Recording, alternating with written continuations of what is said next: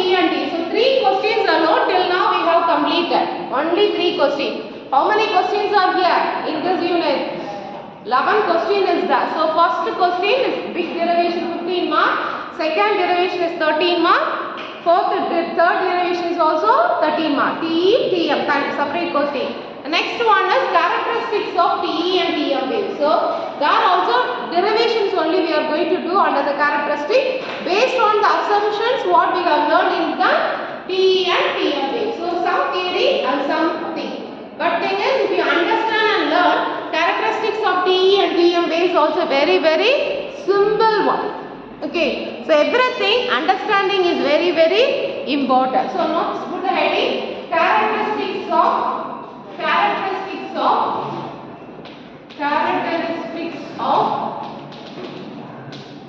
TE and TM waves. See, what is the assumption we are making in this TM and TE waves? H square is equal to gamma square is equal to H square plus omega square mu epsilon, and then H we are assuming as m pi by a. So that we are going to discuss under the characteristics of TE and TM waves. No doubt. The field components of transverse electric waves. The field components of transverse electric waves or transverse magnetic waves, transverse electric waves or transverse magnetic waves is either sinusoidal or cosinusoidal variation of each of the component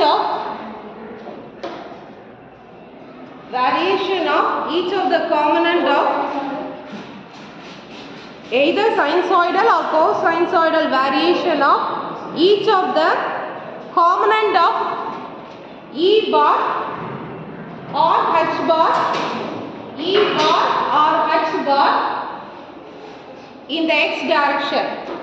E bar or H bar in the x direction. Sinusoidal means we have sine waves we have taken as a standard equation, right? Cosinusoidal means this one. Cos h we have taken in the standard equation. Okay, so it is a variation of sinusoidal or cosinusoidal variation in which direction? X direction. In y direction, none of the field components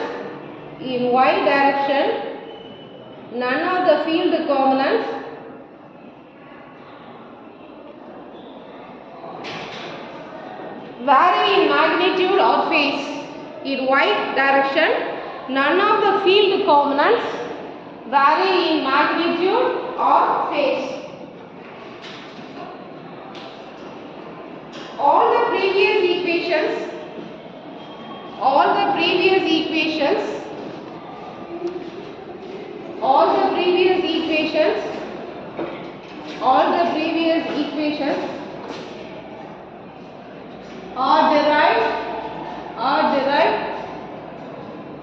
previous equations are derived.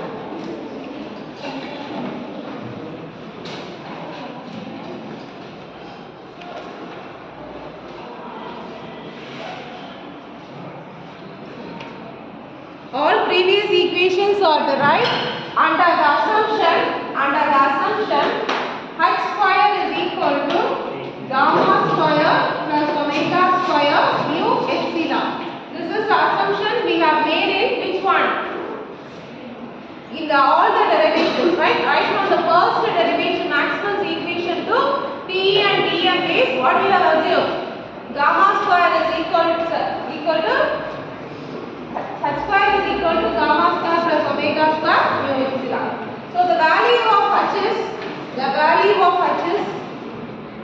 m pi by a. The value of H is m pi by a.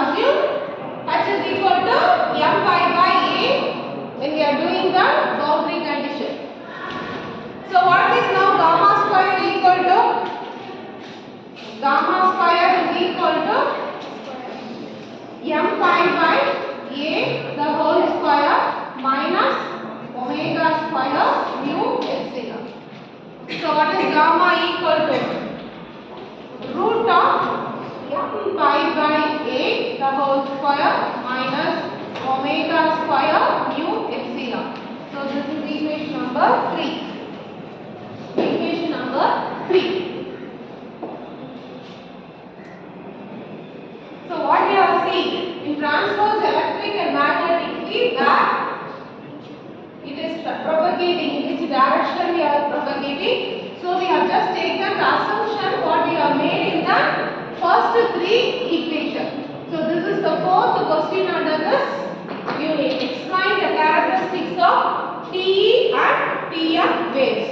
Because both the procedures same only, right? So both the assumption is same, no doubt. At the lower frequencies,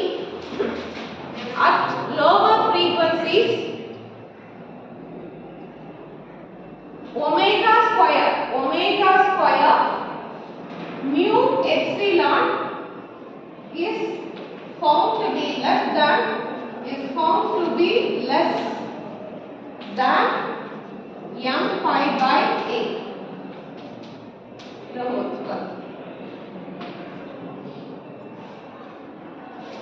So with the lower frequency, omega square mu epsilon is found to be less than m pi by a square. So here alpha is real and beta is equal to 0. So gamma becomes real and beta is equal to 0. Thus gamma becomes real. That means that alpha term alone it will have. So gamma is real and beta is equal to 0. Thus there is only attenuation suffered by the wave. Thus there is only attenuation. Alpha is real term we have, right? Thus there is only attenuation suffered by the wave without any propagation.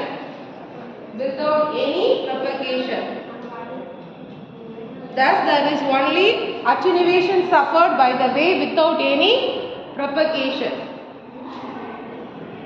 At higher frequencies, underline the word higher frequency. First you have to underline the word lower frequencies. Okay. Next you underline the word at higher frequencies. The value of the factor omega square mu epsilon becomes greater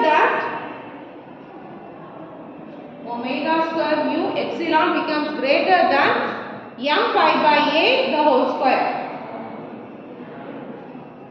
Becomes greater than that of the factor m pi by a square, making gamma imaginary.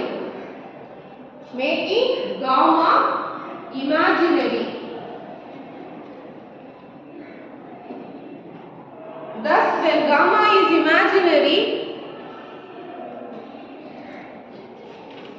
when gamma is imaginary, its value equals to j beta. When gamma is imaginary, its value equals to j beta phase constant. Its value equals to j beta phase constant. Under such condition alpha is equal to 0.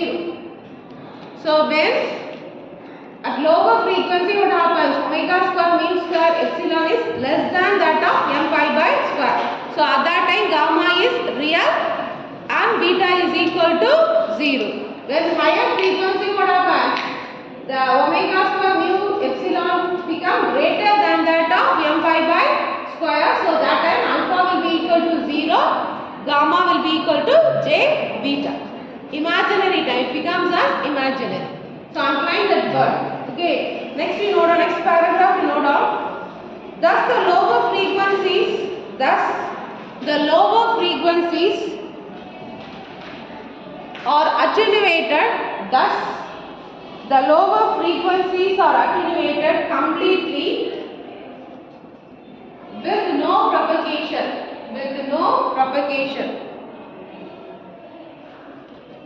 Thus the lower frequencies are attenuated completely with no propagation. While the higher frequencies are allowed to propagate,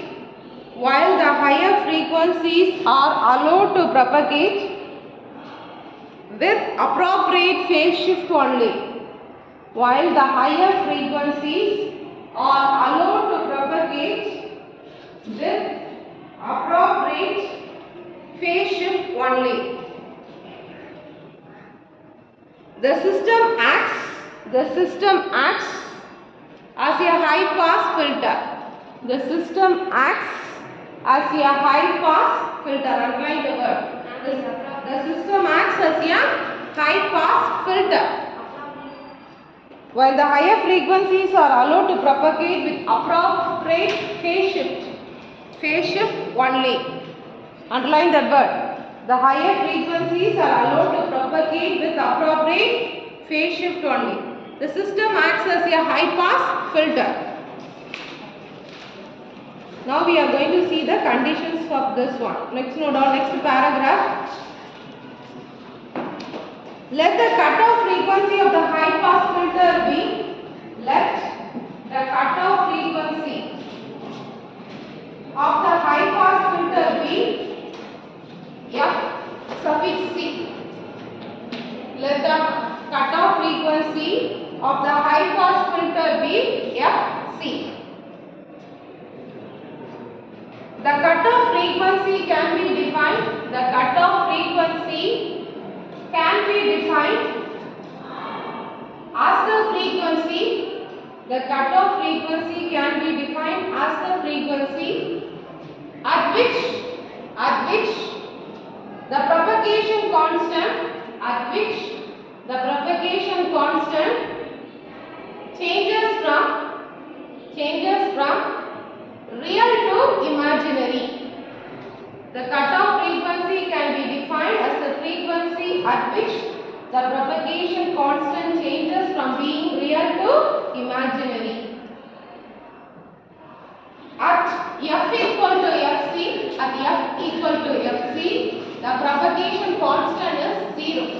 That means gamma value is equal to 0. At which one? When F is equal to Fc, the propagation constant gamma is equal to 0. So now we are going to write the three conditions. What is the first condition?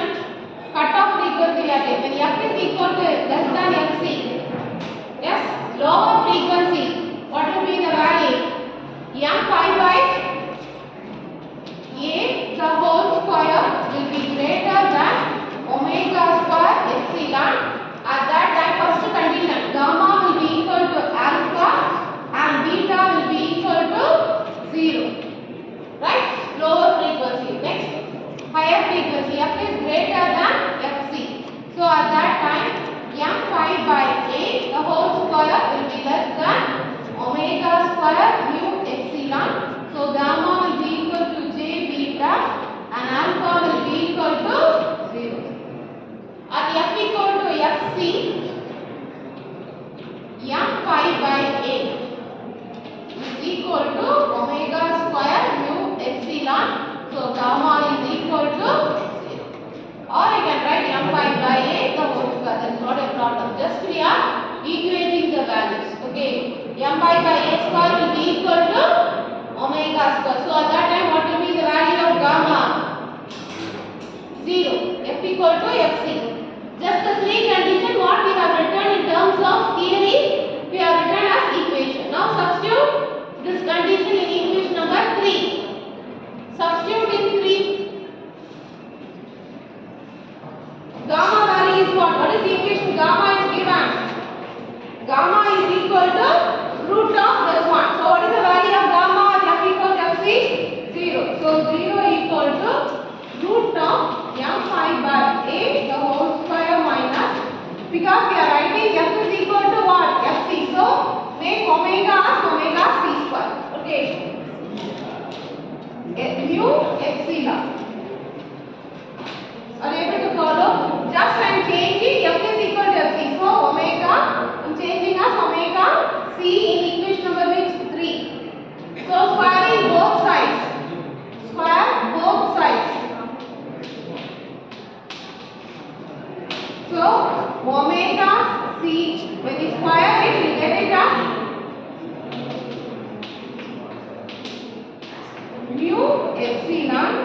omega c, so I bring this side, mu epsilon is equal to m pi by a the whole square. So next we can write omega c root of mu epsilon is equal to m pi by a. What is omega equal to? 2 pi fc.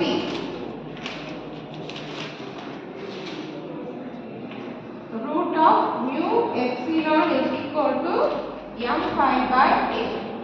What is your fc value? Switch off.